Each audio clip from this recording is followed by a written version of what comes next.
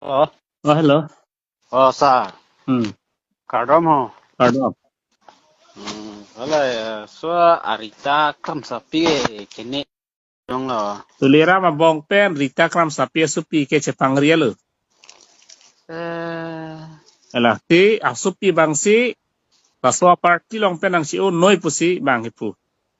eh Dei. la tulirama abong asupu pen la rita kam sapi supil he. Bong asupo kalau tulira mabong ki bisi dola. Oh.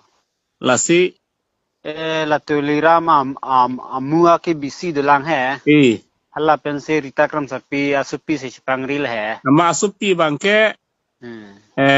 kene puke hala pilo po Hmm. asupi bang he. Hmm. Asupi bang nang sulok ke la so party pen ci o noi. Ako klaim ajar klaim non noi pusi asupi si ki puke.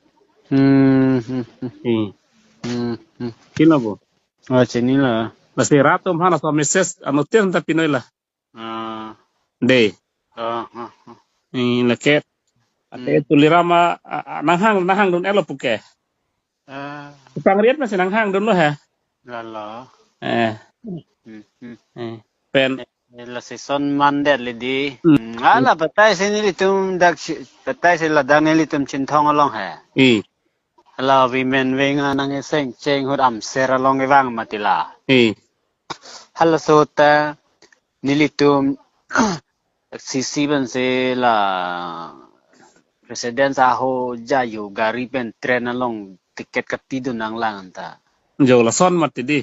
Sekai siso nang sekai la si wang nang ni son meni pun ni tinggal sepen sekai cipul le.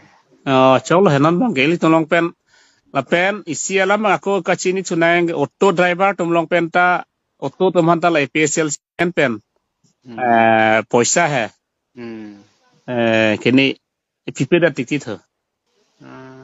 Apa Hindu plop ta Phoke badim da faro hini si jor jor poke.